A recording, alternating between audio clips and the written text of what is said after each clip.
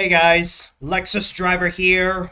Welcome to a new video. On this video, this is where I decided to know what's now my favorite Lexus SUV of all time. Because now, with the new information that came to light about the Lexus LX, I've decided to renounce that the LX is my favorite Lexus SUV of all time because the Lexus LX is, without a doubt, the most expensive vehicle you can get in the Lexus lineup after the discontinued LS, which is going to be discontinued in this year. So I've decided that from this point on, the Lexus GX is now officially my favorite Lexus SUV of all time. And I'd be sticking with the Overtrail model because a vehicle like this I would typically drive this vehicle whenever I do gnarly off-road driving. The vehicle comes with three model grades, as you can see right here. Yeah, premium, luxury, and overtrail. So the Lexus GX, I wouldn't go with the premium and luxury because those Lexus GX models are typically built for to be chauffeured. The Lexus GX Overtrail, that's what you're gonna be using if you want to go off-roading because the Lexus GX Overtrail it's packed with a lot of the off-road features. Actually, let me highlight it. Yeah, the Lexus GX Overtrail, it's heavily packed with a lot of tools that can help you go off-roading.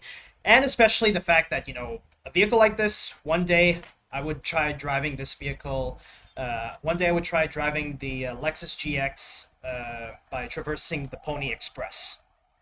And a little history lesson about what I said right there. The Pony Express is actually a male milk run that was typically used. It's actually the name of the company, the Pony Express. That's used to traverse it's used to traverse the western United States to get mail from the East Coast to the West Coast. But typically the stopover is the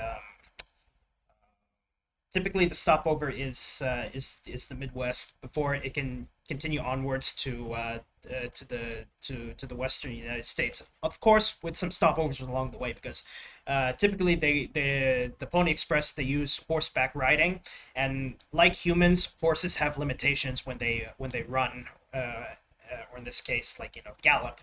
They have to take a break. So one stopover, yeah, on one stopover, they can deliver the mail. They can continue delivering the mail forward. But obviously, wealthy class people could afford this service, considering how expensive this is. But if you're wondering why I would think that I would traverse the Pony Express with the Lexus GX, I actually watched a video on YouTube. I think it's called Driver Sport TV. It's about this guy. He actually drives the Land Cruiser. He actually traverses the Pony Express using the Toyota Land Cruiser. It was pretty cool. I really loved the video. I strongly recommend you should check it out. And also, I will link it in the description down below so you guys can check it out. So that way, you know what I'm talking about. So just so in summary, about that video I'm talking about, I will link it in the description down below. But anyways, back to what I was saying. The Lexus GX Overtrail, I would definitely traverse the Pony Express with this vehicle. It's the same as the Land Cruiser, but the Overtrail. This is packed with a lot of things that you need to traverse the Pony Express. Crawl control, multi-terrain select, multi-terrain monitor, the whole enchilada. And also on top of that, the Lexus GX is actually much cheaper than the Lexus LX because the Lexus LX, they have an Overtrail model, but it's super expensive. Like a vehicle like that, you would really need deep pockets. But for the GX, it's cheaper and affordable. The GX is the GX Overtrail, slightly expensive if you get the premium and luxury, but premium and luxury, they should have been the expensive models, but the Overtrail, you'd be sacrificing having you'd be sacrificing, only having two rows of seats instead of three. The Overtrail, it's basically, this is for the for off-roading. And on top of that, the GX is the Land Cruiser.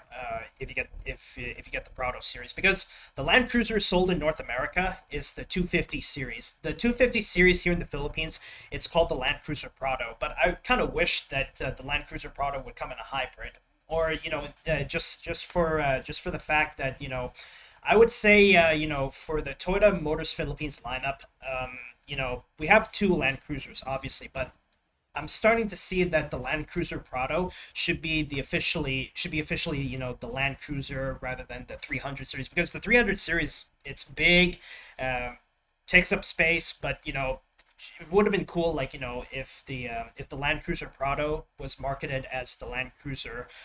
For the Land Cruiser Prado, here's my view of what the Land Cruiser Prado should be, if we were to have the Land Cruiser Prado. The 250 series currently is the Land Cruiser Prado, but really wish that could have been officially the Land Cruiser, marketed in many countries that wanted to prefer having a cheaper variant of the Land Cruiser, which of course is the Land Cruiser 250 series. And since they're used interchangeably, I would call it the Land Cruiser too. I would just typically call it the Land Cruiser. For the Land Cruiser Prado, I would say it should be a redesigned Land Cruiser 70 series. I feel like the Land Cruiser 70 series, that should be like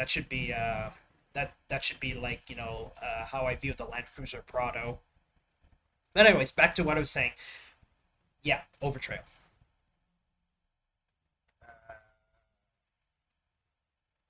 Yeah. And interior. Yeah, you get all the goodies. But of course, you would only be sitting five people in the vehicle instead of seven. But that is the thing about the Overtrail. Yeah,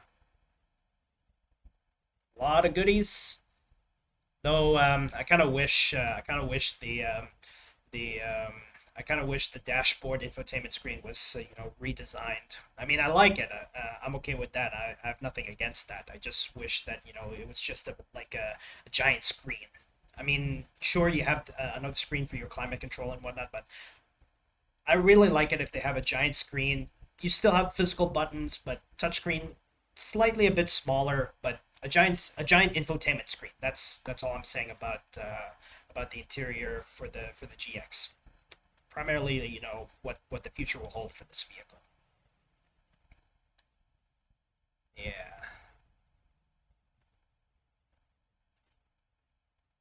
Yeah. So this is what the center console looks like for the Lexus GX. If you get the Overtrail model, you get a lot of goodies for your off-road capabilities: crawl control, multi-terrain select, the whole enchilada. And also, you also have the transfer case where you can switch from four-wheel drive high to four-wheel drive low. But obviously, if you're going to be switching to four-wheel drive high to four-wheel drive low, well, switching from four-wheel drive high to four-wheel drive low, you have to stop the vehicle, shift the transmission into neutral, and that's when you can shift to four-wheel drive low range. Then, if you're going to be using crawl control, you have to choose which gear you want to go, drive or reverse.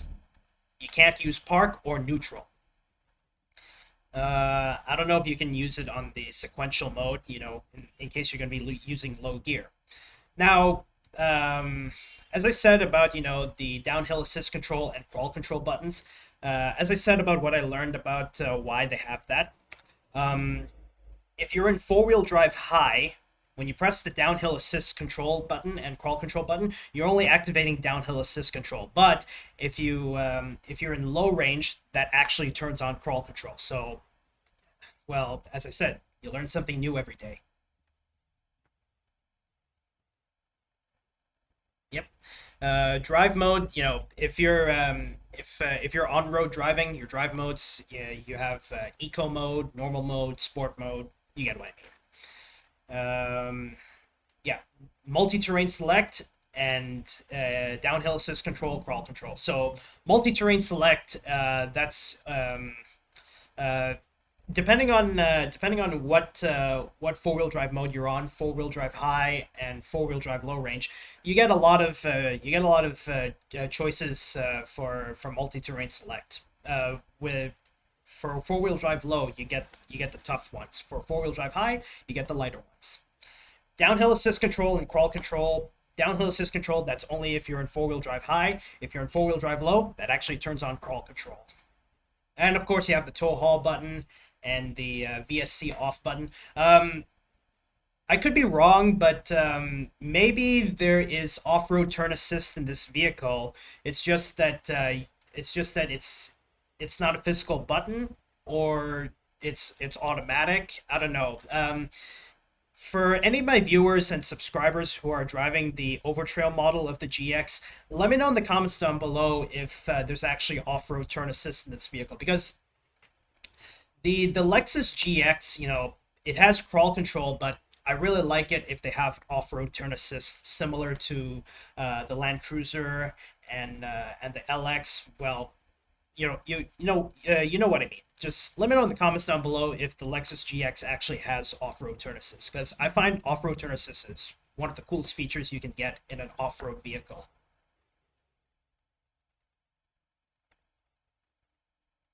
Yeah.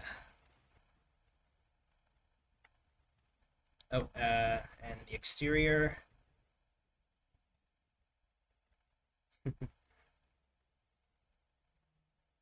The luxury. Where's the overtrail? Yeah, that's the overtrail. I need a good overtrail picture.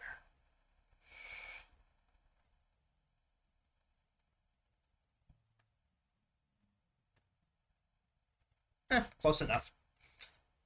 Yeah, vehicle like this. One day I would drive this vehicle and traverse the Pony Express historical trail with this vehicle. I mean, the video of that guy traversing the Pony Express using the Land Cruiser was pretty cool.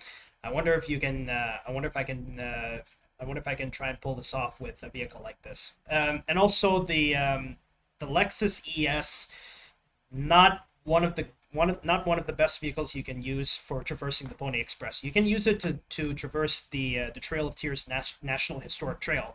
So here's what I said on Google's AI. Like, what are these vehicles that's best for me to traverse the Pony Express? The Lexus ES or the Lexus GX? Answer: the Lexus GX.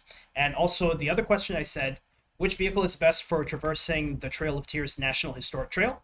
The Lexus ES, because there's paved roads, obviously, but I find that it's going to be pretty cool. Like, traversing the Pony Express with this vehicle, and traversing the Trail of Tears National Historic Trail with the other vehicle. So in summary, traversing the Pony Express would be the Lexus GX, and traversing the Trail of Tears National Historic Trail, that would be the Lexus ES. Yeah.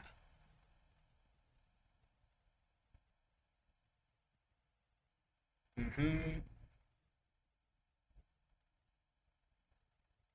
Ooh. Overtrail and Overtrail Plus. Ooh.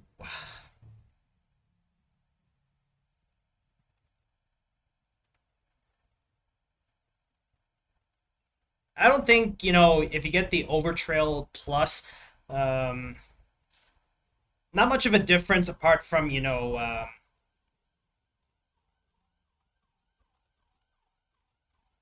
uh, not much of a difference apart from, good, uh, not much of a difference apart from you get more features. Like, it says here you can get front massaging seats, heated second row outboard seats, power rear door with kick sensors. Not much of a difference apart from those, but I would definitely go with the Overtrail Plus. You still get those. You still get those good features of the of off-roading: crawl control, multi-terrain select, the whole enchilada, and in fact, also off-road turn assist. Yeah, that's basically it. So wait. This one's good enough. So I'm officially renouncing that the Lexus LX is my favorite Lexus SUV of all time. The Lexus GX right here is officially my favorite Lexus SUV of all time. But anyway, guys, that's all I have this video. Thank you guys so much for watching. If you're new to my channel, don't forget to subscribe. I'm sure you hit that notification bell so you can stay updated on new content I have on my YouTube channel. But anyway, guys, that's all I have this video. Thank you guys so much for watching, and I'll see you guys in the next video. Bye-bye, and have a good day, everybody.